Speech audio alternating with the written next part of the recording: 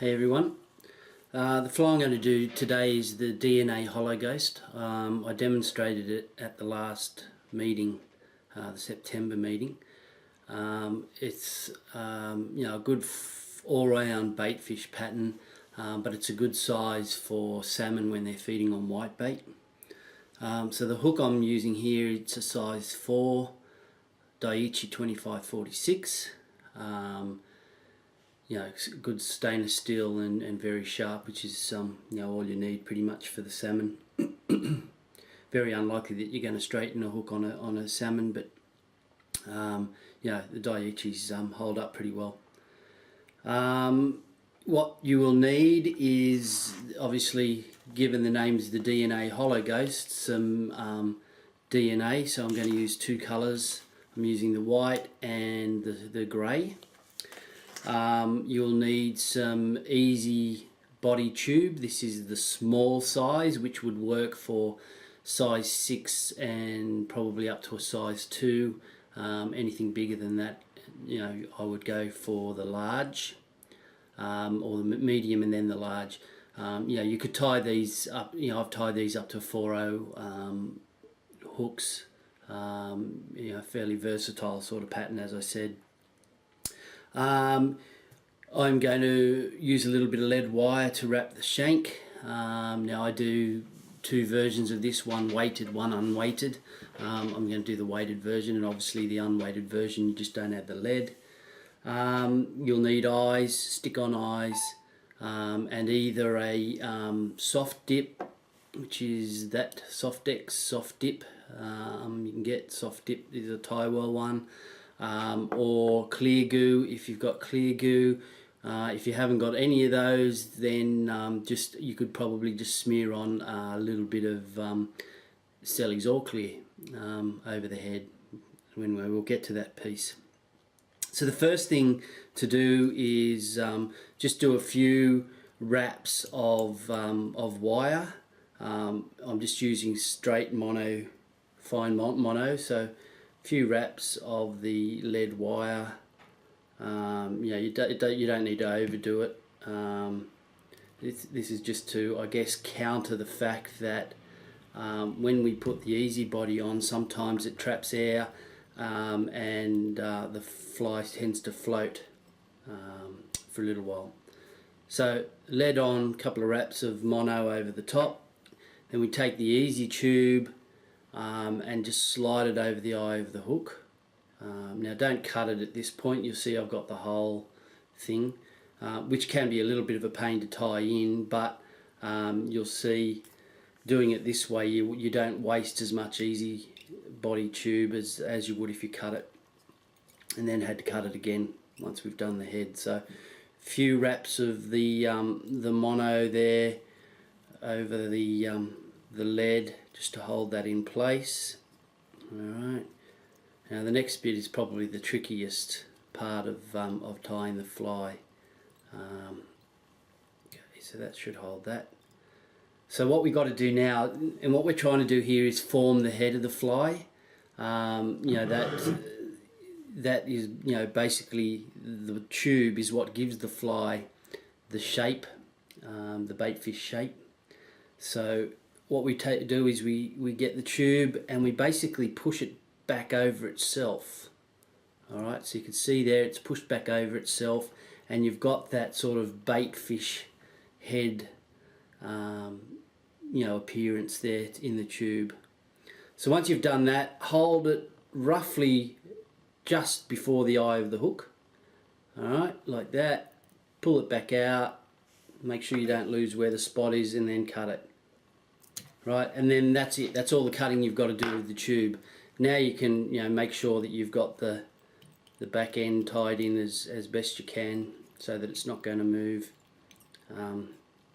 Probably worth if you've got to put some head cement on it, and that just sort of seals it, and will stop it sliding back down the hook shank.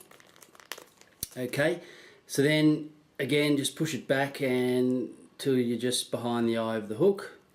Bring your thread forward and just tie in that little bit of tube there. Alright, and make sure you've got a little bit of room there behind the eye of the hook, because you've got to tie all the materials in yet. Okay, now the trick here too is to try and push the tube up, right? And what that'll do is you know, make sure that most of the material's on above the hook, but it also clears the hook point and gives you a bit more gape in the hook. If you have it too far down, you can see it sort of closes in on the gape, so push it up as you do it. And that'll make sure you're not crowding the hook point too much. The other thing you can do is you can make different shapes with it. So if you squeezed it down that way, you'd get more of a rounded head. This way you sort of got the fish shape, you know, oval shape head. So it just depends on what sort of pattern you're trying to tie. You know, you could tie mullet by squeezing it down and having a more round head and, you know, flatter on the top. So something for you to experiment with. Okay, the next step is to start tying in the material. Now the reason this is called a Hologhost, you know, hollow, it's actually has two meanings. The material is called DNA Holofusion that we use, but also the fly is pretty much hollow, right? There is nothing tied on the hook shank. It's all tied to the front and you know, is basically hollow in the middle, which is what we want to get the appearance of a, you know, a bait fish. Okay, so just measure it up. You know, you want it to come back about 1.5 times the length of the hook. You know, and then we'll taper it. So you take the material, fold it so you've got it roughly in half, and then, you know, cut it to the shape you want. And I'll show you how to taperize the material. So you can see there it's flat. Just push it with your fingers like that, grab it with the other hand and then sort of twist it, and you'll see when I get my fingers out of the way, you've now got the tapered ends that you need for the bait fish, and that saves you trimming the material once it's on the fly. So it just saves you time doing it that way. Okay, so we turn it upside down. We take the material, slip it in there under the thread on top of the hook there, a couple of loosish wraps, and then you take the other one and fold it over the other side of the hook. And that way you make sure you've got even materials both sides of the hook. Sort of spread it with your thumb a little bit, and then a couple of wraps just to hold it in place. Okay, so that's step one. Turn it back over, take another piece of the DNA material, and again we're going to taperize it. So push it through your fingers, grab it, roll it, and there you see we've got the taper again. Okay, so again slip it up under the thread, put one side down like that, a couple of loose wraps, bring this one over to the other side of the hook, hold it in place. Just make sure you sort of massage it. What you want to do is make sure you're covering the tube. Alright, a couple of wraps. Okay, so that's all the white we're going to put on. All that's left is just that little bit at the top, which is what we will do the top darker colour with. But you can see already, you know, it's got that sort of bait fish shape when I pull it back. But the whole idea of this is, you know, you've got a relatively see-through bait fish, you know, which is what bait fish actually look like in the water. And the good thing with the DNA is you just get that little bit of flash as well, just to attract the fish. Okay, so you measure up your bit for the top. So this is the grey. And it's the same deal. You just measure it, then taper it. So we get it, we push it through our fingers, and we roll that end, and we get a bit of a taper that we're looking for there. So we'll put that on, slip that in under the hook there. Okay, a couple of loose wraps, and spread it with your thumb. Take the other piece, spread it with your thumb, And when I say spread it with your thumb, I'm just trying to make sure we get that coverage of the tube, and then a couple of wraps to tie it down. And that's pretty much it in terms of the tying steps. So you can see there you've got a baitfish sort of look when I pull it tight. That's the head. So yeah, you're pretty much done. Okay, so just again, don't need to be too neat because we're going to put soft decks over it. So a few quick wraps to sort of whip finish. Pull it nice and tight. Now I put some head cement on just in case that thread decides to come loose. It shouldn't, I've never had it, but it's worth putting it on. Okay, so the next step from there is to put a coat of whatever you're going to put on. So in this case I'm going to use Softex,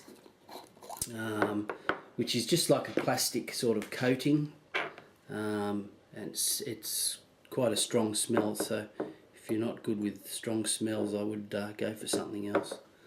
Alright, so now to do that I've just taken my bodkin here, dipped it in, I pull the material back and I start from the front and just work my way back as far as that tube. So I don't go past where the tube finishes, which is about there, because you want the material towards the back to move relatively freely. And you just need to put a very thin coat of this on. It doesn't need to be thick. You're not building up a head. All you're doing is sticking the material to the tube, so that you've got that permanent head shape. Alright. So we just go right round the whole thing with the soft dip. Right. Now the thing with soft dip is it takes somewhere around 10 to 20 minutes to set to the point that you can do anything with it. But the reason I use Softex or Clear Goo Flex or you know, even All Clear is it remains soft and flexible, and you know, when the fish takes it, it's not hard. It allows the tube to continue to flex inside. So you know, if you get something that bites down on it, the tube will still collapse and it'll still open up the hook. The other thing also with epoxy is it sinks a lot quicker. So you know, this one will have a far more natural sort of look to it when it starts to sink. It's not going to dive down head first. So alright, I'll let that dry and then we'll come back and stick the eyes on. Okay, back, I've stuck the eyes on, so there's the pretty much the finished view. Now again, I glue the eyes on, so I use a bit of Tarzan's grip or whatever you've got just to glue the eyes on, and then I just put a little coat of the soft dip again over the eyes, and that's just to help keep them in place. So that's my suggestion.